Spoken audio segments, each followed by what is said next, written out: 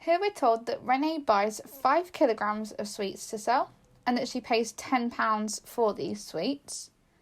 We're also told that she puts all of the sweets into bags and she puts 250 grams of sweets into each bag.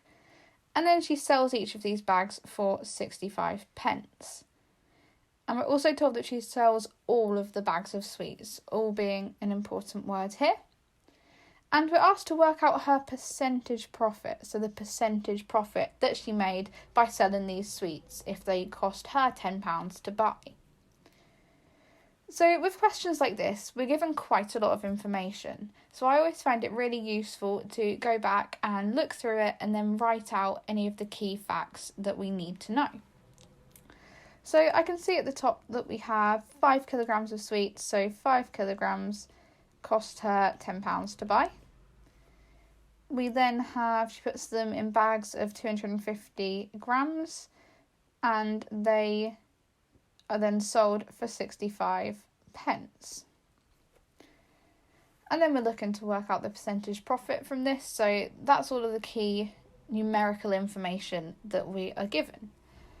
So initially here I'm realising that we're working with a couple of different units. So we have this value in kilograms and this one in grams. So it's going to be useful to convert these into the same form, and it's probably going to be easier to convert them both into grams here to avoid having any decimals.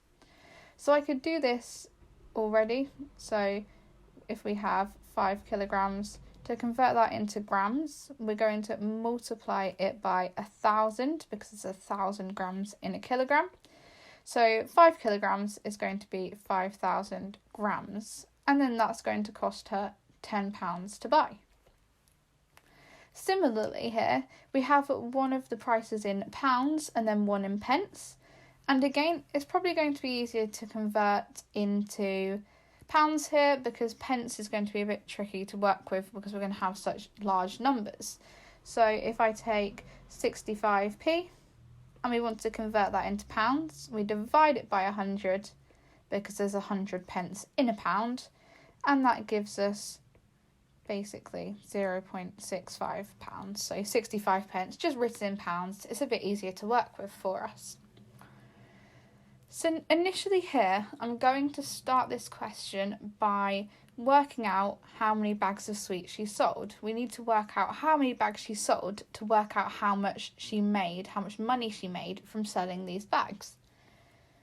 So if she has 5,000 grams of sweets and each bag has 250 grams in, to work out the number of bags sold, we're going to take this 5,000 and divide it by 250. So how many lots of 250 gram bags can go into 5,000? And 5,000 divided by 250 is going to give us an answer of 20 bags. So she's sold 20 bags of sweets. And now we can work out the cost of these 20 bags of sweets to work out how much money she has earned from selling these sweets. So we take the cost of one bag of sweets, which is 65 pence, which we converted into 0.65 pounds, and then we can multiply that by these 20 bags. So how much did 20 bags cost? And that gives us an answer of £13. So basically, she sold her sweets and earned £13 from it. She's had £13 given to her for these 20 bags of sweets. We can now go on a bit further and see how much profit she's made. So if she has made £13 and spent £10, the profit is going to be equal to the difference between these two. So in this case, we're going to have 13 minus 10. So she's made a profit of £3. And we're asked to work out her percentage profit here. And the way of doing this is going to be by taking her profit, so the numerical value for the profit, dividing it by the cost, so what she spent, and then multiplying that by 100 to turn it into a percentage. So in this case, we're going to have the £3 profit, which is out of an original £10 that she spent on the sweets. And then we multiply this up by 100 in order to get this as a percentage. And once we calculate this, we're given an answer of 30%. And that is going to be the value of her percentage profit. So the percentage profit she's made on the original £10 she spent on sweets.